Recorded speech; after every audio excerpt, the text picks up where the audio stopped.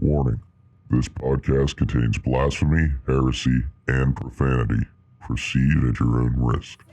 Welcome back. I'm Slew. This episode, I wasn't sure how to kind of do this, so this is going to be a weird umbrella of things probably, and I don't know if any of it will go together, if these ramblings will even make sense to anybody but me, but I'm going to give it a try.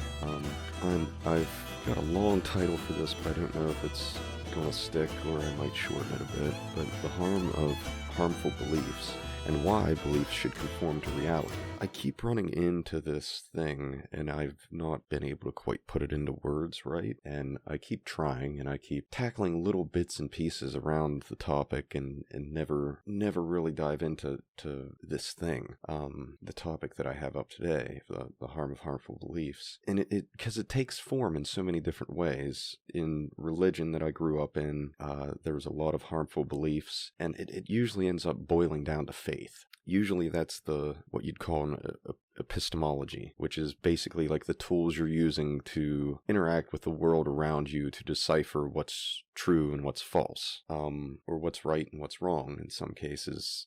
So those basic tools, like most of the time whenever I run into somebody that's I disagree with a lot, on, like, because it'll be, I guess, somebody that's shares one of the groups with me, like that I would consider myself or self-identify with, an LGBTQ community or whatever, political affiliation or my general political ideas and where those fall, or religion and all of that. So like this hits on all of these different levels all at once a lot of times.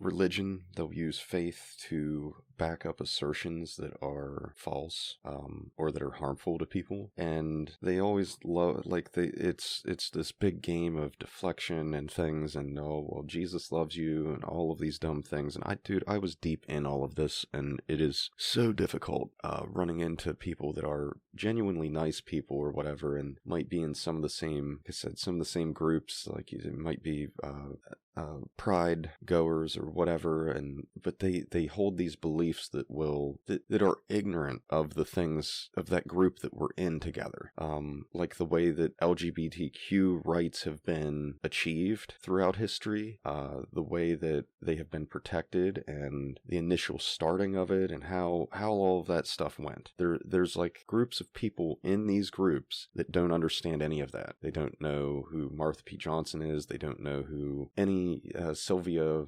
Rivera. They don't know any of these people, but they're in these communities where they should know these things, and it is just infuriating to see. And then to see people also that are atheists that will know nothing about Christianity or anything, and have just kind of been oblivious about it their whole lives, and it seems like they never broke down faith as an epistemology or anything, but they'll still use that in their day-to-day lives without even thinking about it, and they'll just hold some pretty dumb beliefs that don't conform to reality just based on that's what they believe. And it's wild to see that coming from a perspective where I had to break all of these things down for myself whenever I came out of religion, whenever I deconverted from Christianity. And I came to the reality that, bigotry was wrong, all of these things were wrong, and a lot of them were enforced by the Bible or by the people following the Bible, or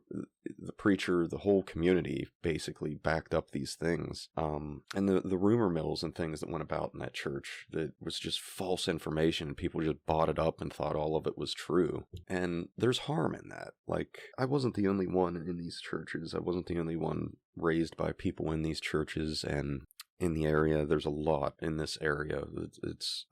There's a lot of different denominations of Christianity. There's not a whole lot outside of that, and it's been that way for a while anyways, just statistically if you look at it from that perspective. Like from the 90s, and I mean this is, satanic panic things and all of that too, that was involved with propaganda, and this kind of ties into what I'm saying, is that people just took up those beliefs too, satanic panic beliefs, witch trials, all these things that just throughout history, the Red Scare, all of these different movements that were just, they were harmful beliefs is all they were. They never got questioned. They were taken on faith, and it harmed a lot of people because of it. People were persecuted. These things were used as tools to persecute people that were minorities, and there have been revolts over it throughout history, and resistance movements, and all these things that had to happen in order to protect minority groups, the LGBTQ community, Black lives, and it is like all these things are just lost with a lot of people. They have no idea of these things, or they don't connect them with the beliefs they hold that are harmful,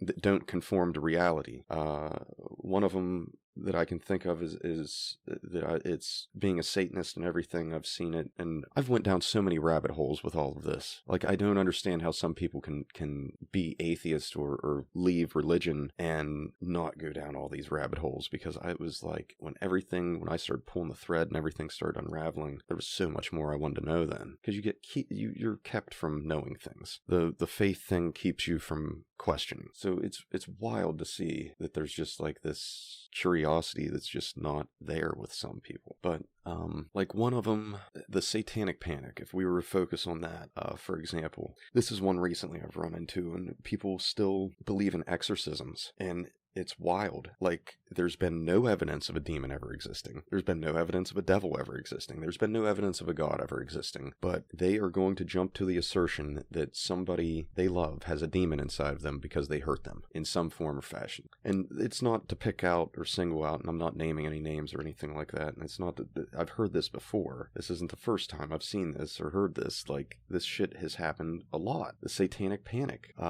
Trans people have been... every minority there is, basically, has been accused of being demonic or possessed or whatever. And it is so harmful to see somebody in one of those groups reinforcing that ideology. It's terrible. It breaks down communities. It's harmful to the people that are, usually it's a mental illness somebody's struggling with that's going unnoticed, that's going undiagnosed, or is not getting the proper treatment. And these things have went through courts. There have been several examples where exorcisms of kids and things where kids were starved to death, where kids were having seizures and they weren't getting proper medical treatment for those things because, oh, it's a demon. And then these made up medical things of multiple personality disorder that was based off of satanic ritual abuse from the satanic panic, and all of those things, the basis of them it was based on logical fallacy to begin with. There was no evidence of this thing happening, of this thing existing at all, other than stories being told. It was anecdotal evidence that they used. They had nothing else tying it to reality, to it being a real thing, and they based it on satanic ritual abuse. And it was an excuse for exorcisms to still go on.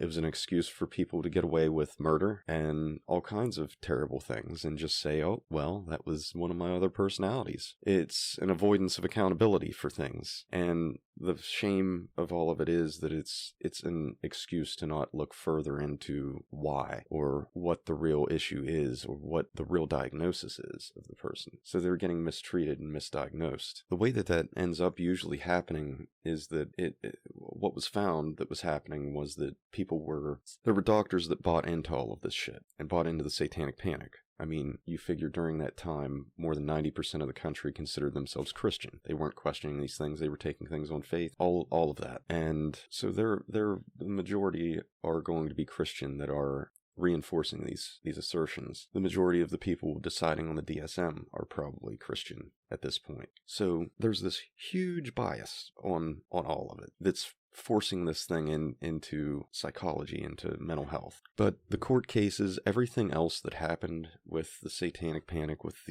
there was like teachers being accused of molesting students and all kinds of shit. And what was actually happening was this MPD thing, this multiple personality disorder thing, and all of that shit had to do with it, and the satanic ritual abuse that it was being blamed on.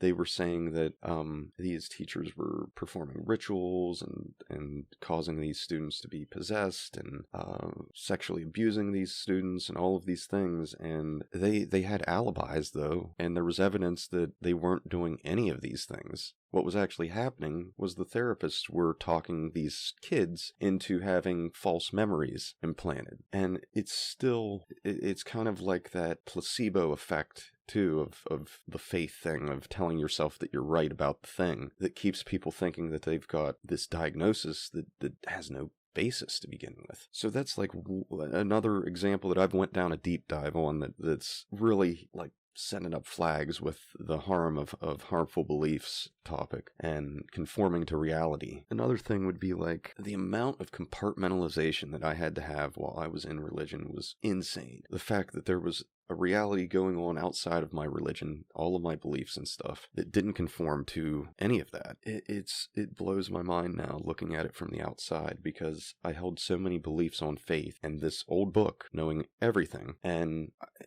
me under the assumption that I knew nothing compared to a God and all of this stuff. It made me ignore so many things. Looking at it from an outside perspective of the things inside now, these beliefs that you should be looking towards this promised heaven stuff and all these things, but not only the stories that didn't make sense in that perspective, but also the stories that wouldn't line up with history that we have recorded, or just reality geology, things that are here that we've studied and seen, plant life and things, just everything. There's so many things that were contradictions with that. It's crazy that that faith can make you ignore all of those things. It can keep you from asking those things, or it can keep you dismissing those things so easily, because there was so many. A flood that covers the earth. There's a set amount of water on this earth, whether it's in ice form, evaporating, or liquid form. You would never have so much water that it covered everything. There's not that much water on earth to do that. It's impossible. So like there's trees around that have been around longer than the flood that would have been killed off. That's another thing. And then there's contradictions like the Exodus, where all of these people were coming through, these slaves that were leaving, that were being released or whatever, and they were coming right through an area where I believe it was like Romans that are well known for their them keeping track of like every fucking thing going on. Had great record keeping and everything. They just didn't even notice that all these fucking people came through their area. Nothing written about it. Just crazy things like that. Just coincidence, that proves that basically that was bullshit. And then all of the magic and stuff that we know doesn't exist today. But that was magical times back then, when God allowed magic to happen and he magicked things. But now it just doesn't happen. All these weird, convenient excuses for shit that isn't provable. And you get people that don't understand that distorting reality in that way is a very harmful thing to do, because it doesn't stop with just those dumb stories. Then any little thing, once it lulls you into this sense of like security with faith, then you can use that to accept just about anything nonsensical that you want to believe in. So I could see myself doing that as a Christian, and now I can see it. Back then I couldn't. It's breaking that faith cycle, telling yourself you're right. That's basically all it is. You think you're praying, you think you're doing all this stuff, you think you're asking for direction and guidance and all these things from God, but okay, if you aren't working under the assumption that this God exists, then, or if you're looking at it as the outside perspective of that person's believing in one God less than an atheist, or one God more than an atheist, rather. There's several gods that they denounce all day. How do they know they're talking to the right God? There's like all of those questions that are just, never going to get answered or even asked, because you have faith. You don't need to ask those questions. You don't need to question things. It's a simpler way of thinking and everything, and there's comfort in that, but it's a false sense of comfort. And whenever reality hits you in the face with things, it makes it 10 times harder to deal with, because now you're trying to balance the things in there that aren't making any sense, that aren't going along with all of the things that you're saying that you believe in. It happens eventually, and it is a nightmare to deal with your mental health. And it's one of the more damaging things about religious trauma, I think, that I've dealt with. So there's things like that tie into religion and into the satanic panic and into mental health and psychology. And there's also parts of it that tie into politics and fascism, and like the things that Hitler did with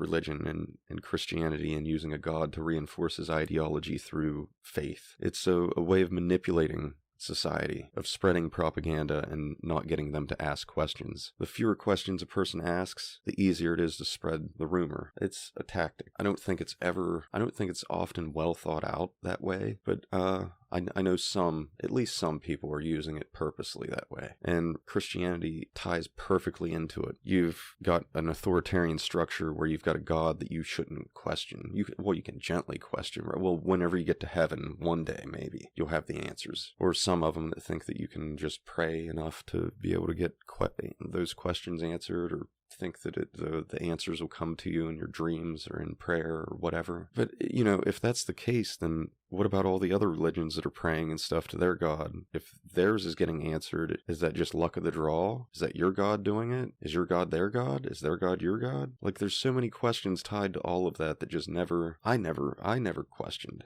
I never thought to question. They never popped up in my head. I just knew I was right. What about the other people that think they're right? That they know they're right. They know that they've got the right God. They're praying to that God. They think that this thing... See, if I was being honest with myself about it, I'd say that was random occurrences. And then if I were to say that, then I'd know that's setting myself up, right? Because if that's just random chance that those things are happening, they're reinforcing my thoughts, or I'm got some kind of placebo effect out of this, and I'm telling myself that I'm right about it, regardless of whether I'm wrong. If I'm doing those things too, then maybe my God doesn't exist. And that was scary. That's scary when you're in religion, to think that these things don't exist because there was some kind of comfort that it gave you in that thing always being there and you not being alone. And I think that's one of the things that really kept me in religion for the longest time. And it sucks that people are so scared of that they end up losing themselves in a religion, and that becomes their personality, and they never really get to know themselves any in that. And that's another one of the big harms of carrying harmful beliefs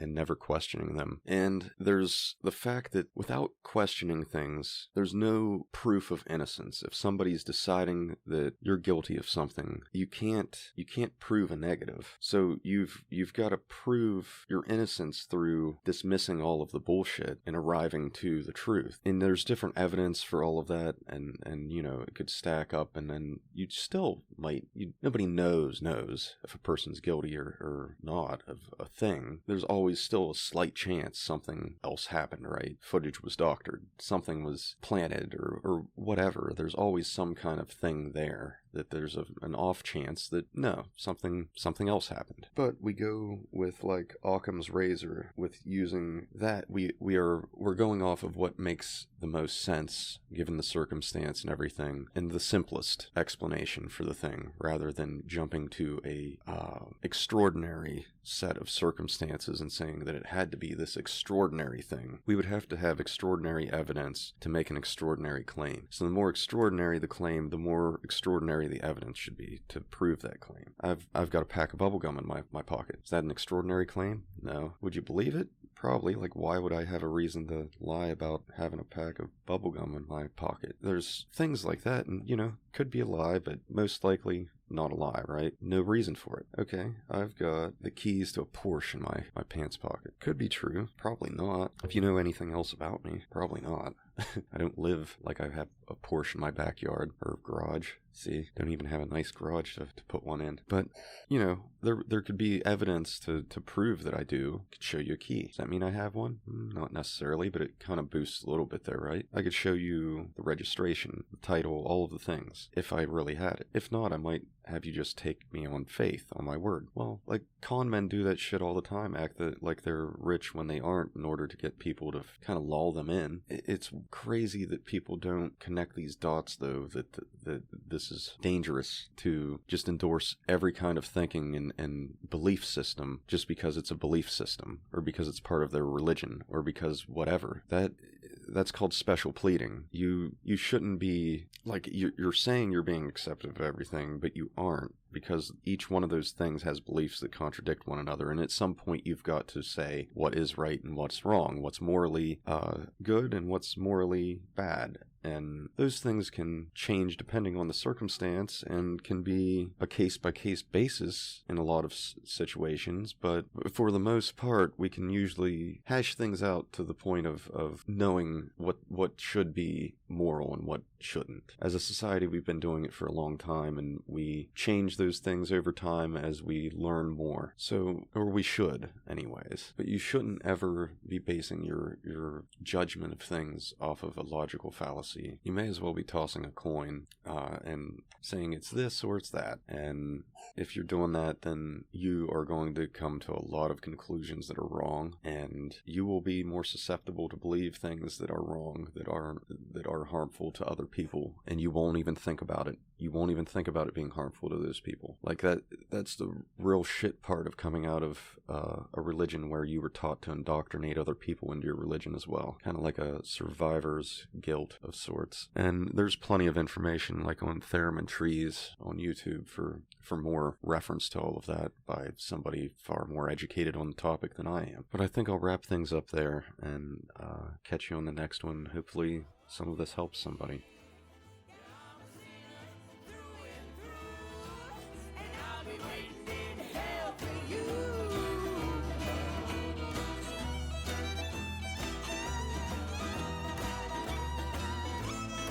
The music is by Bridge City Sinners, Through and Through. You can find them on Spotify at bridgecitysinners.com and YouTube and just about everywhere else you can find musical content. Keep up to date with The Skeptical Satanist on our YouTube channel and our Facebook page. Like, subscribe, and share our content. And if you have the funds and the ability to do so, please donate to our Cash App or PayPal.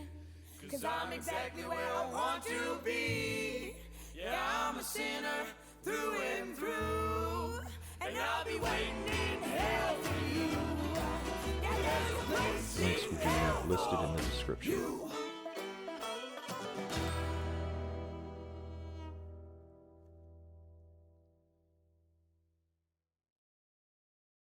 Hail Satan, and hail yourselves.